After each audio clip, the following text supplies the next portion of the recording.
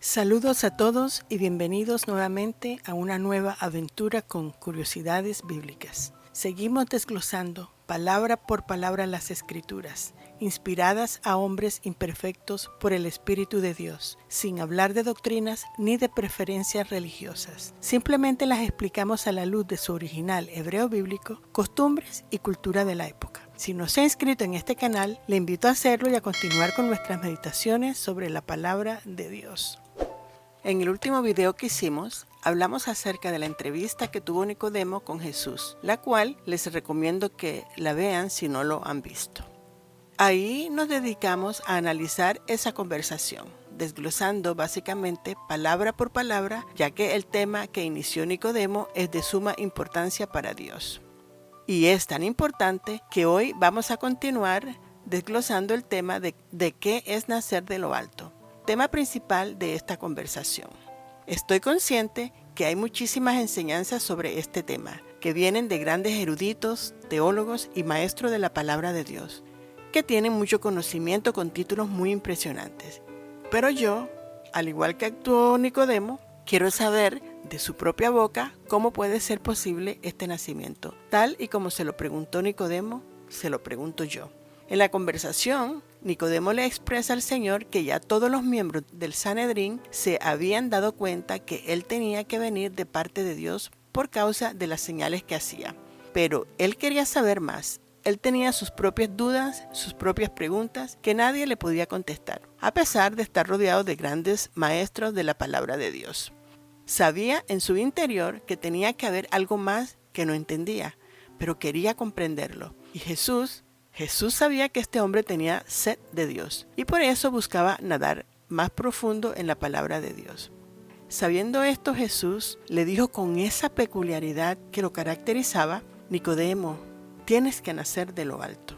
A pesar que le dio mucha explicación, nunca le especificó cómo este nacimiento debía ocurrir. Conociendo un poco a Jesús, me doy cuenta que él solo le daba explicaciones más claras y definidas a sus discípulos, y al resto les hablaba en parábolas. Entiendo entonces que de la misma manera que Nicodemo se reunió con el maestro, no siendo su discípulo, yo hoy me reuniré con él también, pero siendo su discípula. Y tengo varias preguntas para mi maestro, que son: ¿cuál es la conexión entre estos dos nacimientos? ¿Qué es nacer de lo alto? ¿Qué quiere decir con eso del reino de Dios? Estoy inspirada a comenzar por la base del tema. Y es que sabemos que Dios en su sabiduría creó todas las cosas duales, sencillamente porque lo que ocurre en el cielo ocurre en la tierra. Lo mismo ocurre con el nacimiento, que primero nació lo terrenal y luego lo espiritual, tal y como lo dice 1 Corintios 15:46, donde dice: mas lo espiritual no es primero, sino lo animal, luego lo espiritual. El primer hombre es de la tierra terrenal, el segundo hombre, que es el Señor, es del cielo. Y es por eso que la Escritura nos dice que la tierra estaba en desorden y en oscuridad. Pero, ¿cómo así? ¿Acaso Dios creó la tierra en ese caos y el cielo en orden? No, por supuesto que no. Pero no podemos olvidarnos que Dios no cuenta el tiempo como nosotros lo hacemos. Dios habla de lo que va a suceder como si ya hubiese ocurrido. Él lo ve todo con la perspectiva del tiempo presente. Y él vio la tierra en ese caos por causa del pecado, que aunque no había sucedido, vemos que ocurrió más adelante en el tiempo. Entonces, para que haya nacimiento de lo alto, es imprescindible primeramente que ocurra el biológico. Y para continuar, lo primero que tengo que hacer es buscar los significados de las palabras engendrar y simiente, que son la clave del tema. Según el diccionario libre, simiente significa seme o semilla, que viene del latín sementis, que es la perpetuación de una especie. Inseminar biológicamente, semen o conjunto de espermatozoides que se producen en el aparato genital masculino. Y para engendrar encontré que significa dar a luz al nuevo ser para crear, concebir. Y esto es para indicar que la mujer es la que engendra. Ella es la que da la vida a la semilla que ha sido depositada en ella. Comencemos pues con nuestro paralelo o la analogía entre estos dos nacimientos. Ambos nacimientos tienen su proceso y su sistema de reproducción, por así decirlo, y lo iré exponiendo paso a paso. Todos los hombres necesitamos ser fecundados por la simiente biológica y espiritual para poder tener la oportunidad de tener el privilegio de nacer de lo alto. el hombre determina el género y muchos de los aspectos físicos del nuevo ser. La primera pareja de humanos, Dios los creó con elementos terrenales, siendo el principal elemento el polvo, formándolos con sus propias manos y luego sopló en sus fosas nasales dándole vida y vida espiritual. Y así nace el hombre terrenal. Una vez terminada la obra con ellos, los llevó a un jardín llamado el Jardín del Edén. Y este es el reino de Dios en la tierra, donde vivieron muy felices, al que muchas veces lo llaman el paraíso, creado exclusivamente para que reinaran en él, lo cuidaran y se multiplicaran y gobernaran. En ese huerto tan solo una provisión hubo: no comer del árbol del conocimiento del bien y del mal, porque morirían. Por supuesto que esa orden era espiritual, por lo tanto no murieron físicamente, sino espiritualmente, porque era el reino espiritual. Lo que quiere decir que fueron separados de la presencia de Dios y sacados del reino de Dios y enviados al resto de la tierra, que es donde estamos viviendo hoy día. Después de este episodio, Dios confronta a los culpables que infringieron la ley dada, desobedecieron, y dio juicio o sentencia, porque la infracción fue cometida dentro del reino de Dios. Y esta sentencia fue culpables. Y lo podemos leer en Génesis 3:15 al 19 que leo. Pondré enemistad entre tú y la mujer, entre tu simiente y la de ella. Su simiente te aplastará la cabeza, pero tú le morderás el talón. Cláusula que se tiene que cumplir en lo espiritual, porque el reino de Dios es espiritual, aunque está en la tierra. Acababa de declarar Dios que esta es una guerra espiritual, porque la semilla que la mujer ingirió fue una semilla espiritual y fue la semilla de la desobediencia. Como la mujer es la que engendra, ella es la que parirá un hijo. Fíjense que dijo su simiente, refiriéndose a la semilla que la iba a fecundar, y que uno de todos los hijos que naciera en la tierra sería uno, el que vencería a la semilla del mal. Y Dios, en su bondad, iba a restaurar en el futuro la relación entre el hombre y lo haría a través del segundo Adán. De manera que ese hijo que vendría tenía que cumplir con todo lo establecido en el reino de Dios para siempre. Y a Jesús, Pablo lo llamó el segundo Adán. Ahora vemos cómo este segundo Adán cumple las leyes espirituales establecidas por el reino de Dios.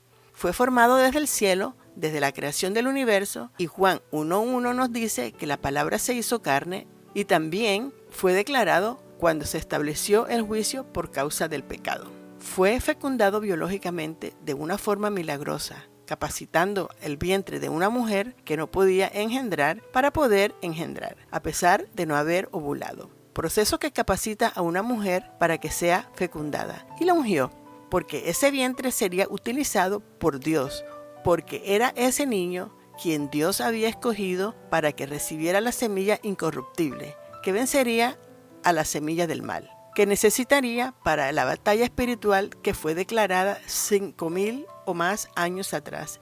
Y ahí mismo el segundo Adán nació de lo alto antes de su nacimiento. Lucas 1:35 dice: y respondiendo el ángel le dijo: el Espíritu Santo vendrá sobre ti, y la virtud del Altísimo te cubrirá, por lo cual también lo santo que de ti nacerá será llamado Hijo de Dios.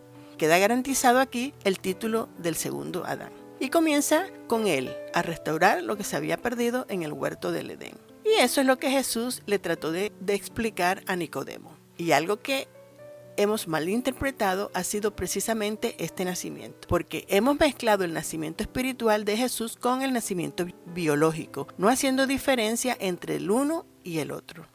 Y ahora podemos ver los dos nacimientos, el terrenal y el espiritual. Creo que si descubrimos la respuesta a estas preguntas que yo tengo, entenderemos por qué Jesús le dijo a Nicodemo esas palabras tan herméticas. Prosigamos entonces con nuestra analogía. Dios puso en el ser humano un sistema de reproducción biológico que tiene un paralelo en el nacimiento espiritual, del cual quiero hablar poco a poco para poder comprender mejor esta analogía. ¿Cuál es la simiente espiritual? Bueno, la simiente espiritual es la palabra de Dios, que es la simiente incorruptible y es nacida de lo alto y se le da al hombre. Los espermatozoides son la semilla biológica y en cada eyaculación se disparan millones y millones de ellos, cuyo objetivo es fecundar al óvulo. Tanto el óvulo como los espermatozoides llevan información genética en sus células. El hombre contiene un cromosoma X y un cromosoma Y, mientras que la mujer tiene 2 cromosomas X idénticos. y por eso es que el hombre determina el género y muchos de los aspectos físicos del nuevo ser. Los espermatozoides entran por el cuello uterino al útero y son conducidos a las trompas de Falopio, y del útero tienen que llegar hasta el óvulo, que es su meta, pero se encuentran en el camino muchos obstáculos, los cuales tienen que pasar para lograr su meta. Cuando llegan al óvulo, comienza la vida. El embrión crece dentro del saco amniótico hasta su nacimiento, rodeado de un líquido llamado líquido amniótico, que es un líquido transparente que sirve para proteger al feto de daños por causa de golpes o movimientos bruscos del exterior que puedan ocurrir durante el embarazo. Lo protege de cualquier tipo de infecciones y además ayuda para que tenga un desarrollo y crecimiento adecuado. Ayuda también al desarrollo de los pulmones, de manera que cuando el bebé nace, se rompe el saco, el líquido sale y el bebé respira por primera vez por sí solo y nace. Avanzado el embarazo del bebé, aporta a este líquido de su orina, cual es una fuente muy importante para la producción de este líquido amniótico. Pero si la cantidad de orina es demasiado baja o alta, eso indica la manifestación de problemas de salud en el feto. Muchas etapas y transformaciones ocurren aquí. Primero es un cigoto, después un embrión, luego feto y al nacer se convierte ya en el bebé. Cuando llega el momento de nacer, se rompe la fuente, el líquido sale y sale el bebé. Pero a pesar de haber nacido el baby, trae en su piel muchas suciedades que la enfermera tiene que limpiar para dárselo a su madre. En lo espiritual, puedo comenzar la analogía diciendo que esta lucha espiritual ocurrió desde que el ser humano fue formado. La palabra de Dios es comparada por los espermatozoides. Como ellos, la palabra de Dios también tiene un ADN espiritual, ya que en ella están toda la genética espiritual, que son los deseos de Dios, sus leyes, sus planes para todo lo creado. Y es por causa de ella que somos llamados ciudadanos del llamado reino de Dios. Ahora, en lo espiritual ocurre lo mismo. Nuestro cuello uterino lo representa nuestros oídos, que es el medio por donde entra la palabra de Dios. Y Romanos 10:17 dice, así que la fe es por el oír y el oír la palabra de Dios. Siguiendo las etapas biológicas, las trompas de Falopio son representadas por nuestra mente, la cual se encarga de hacernos llegar al nuevo nacimiento por medio de la renovación de ella.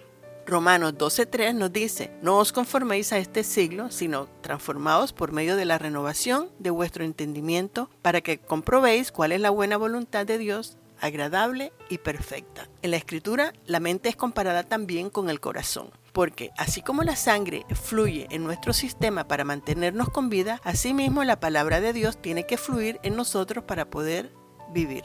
Romanos 19:10 dice, porque con el corazón se cree para justicia, pero con la boca se confiesa para salvación. Al igual que los espermatozoides, la palabra de Dios también tiene sus obstáculos para entrar a nuestra mente. Esa lucha estará hasta que la palabra de Dios logre penetrar la dureza de nuestras mentes. De la misma manera que así como muchos de los espermatozoides mueren en el camino, asimismo la palabra de Dios que es rechazada no germina, tal y como nos lo dice la parábola del sembrador. Mateo 13:1-9. Aquel día salió Jesús de la casa y se sentó junto al mar, y se le juntó mucha gente, y entrando él en la barca, se sentó, y toda la gente estaba en la playa. Y les habló muchas cosas por parábolas, diciendo, he aquí el sembrador salió a sembrar. Mientras sembraba, parte de la semilla cayó junto al camino, y vinieron las aves y la comieron. Parte cayó en pedregales donde no había mucha tierra, y brotó pronto, porque no tenía profundidad en la tierra. Pero salido el sol, se quemó, y porque no tenía raíz, se secó. Y parte cayó entre espinos, y los espinos crecieron y la ahogaron. Pero cuando cayó en buena tierra y dio fruto, cuál a 100, cuál a 60 y cuál a 30 por uno. El que tiene oídos para oír, oiga.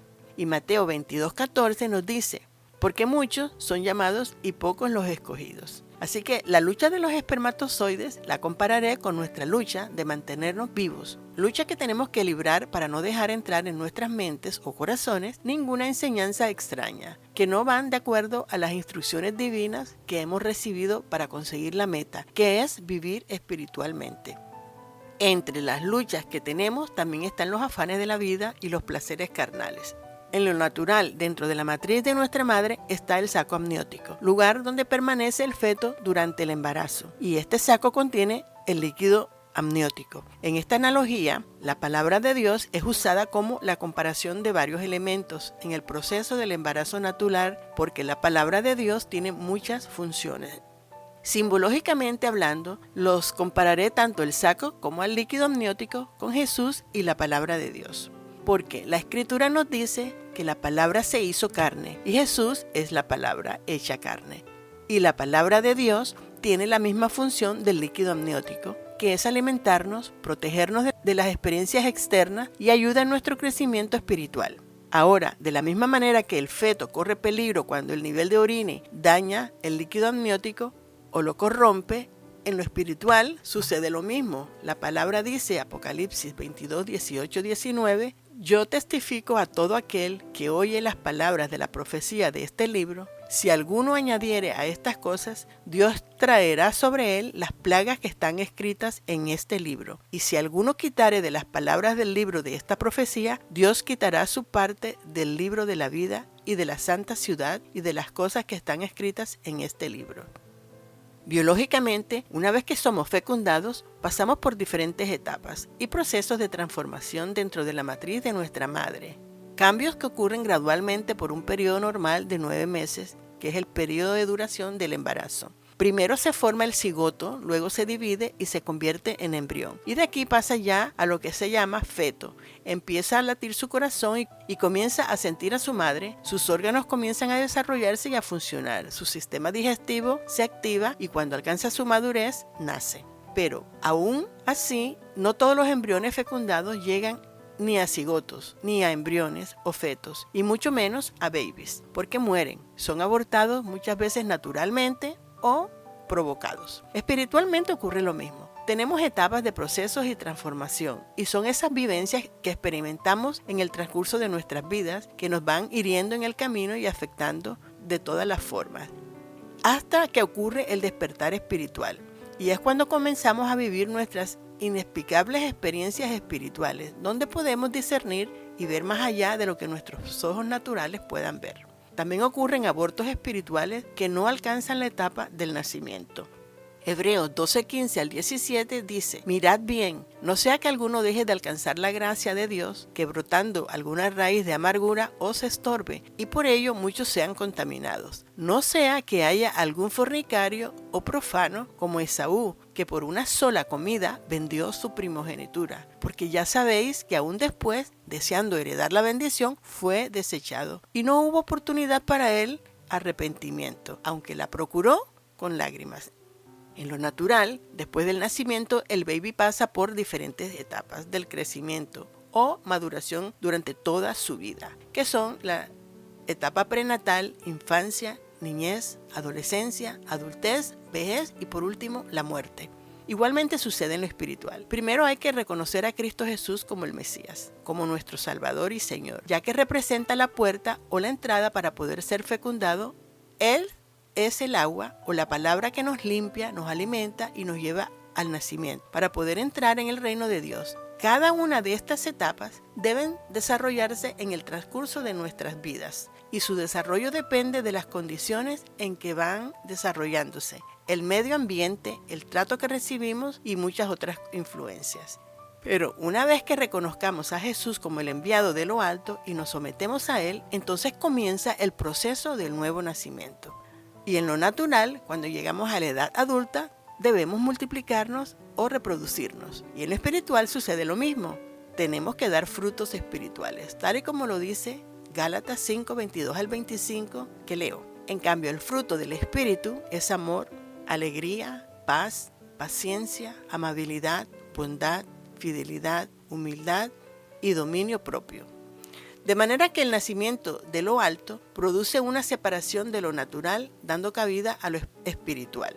Y este es el proceso del nacimiento que Nicodemo no supo comprender a pesar de todos sus conocimientos.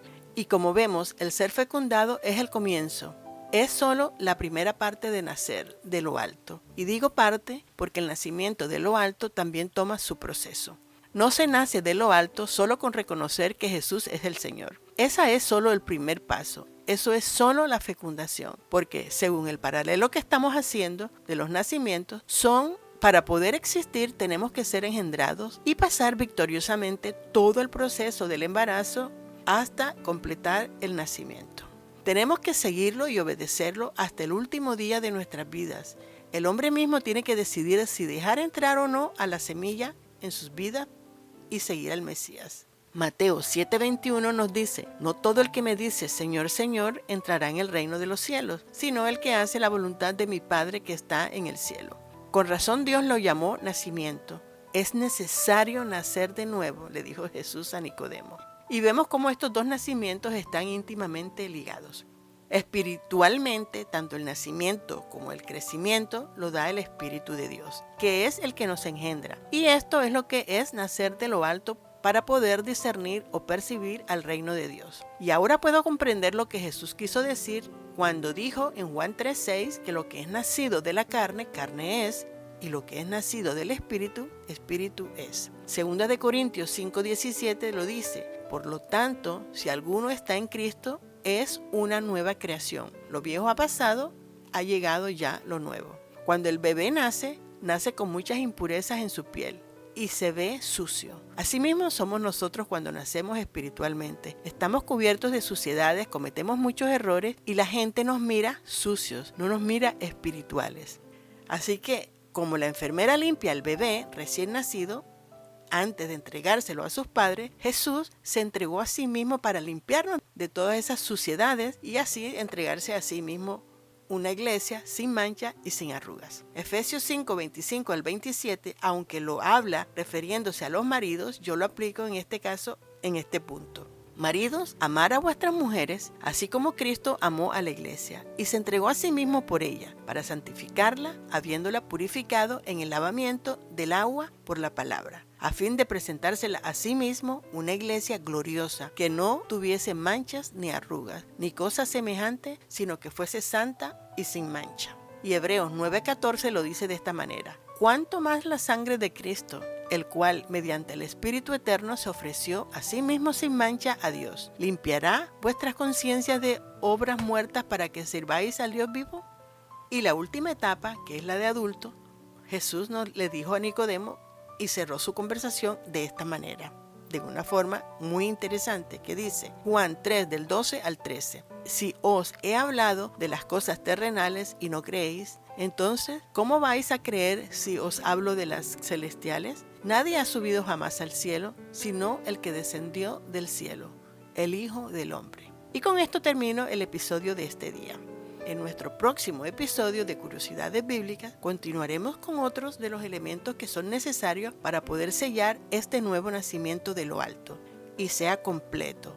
No se lo pierdan y por favor compartan esta meditación con los seres que aman. Y como siempre, no olviden que nadie les lea las escrituras. Léalas, escudriñelas usted mismo. Que nadie le cuente, compárelas, que solo se las confirmen. Bendiciones. Shalom, shalom.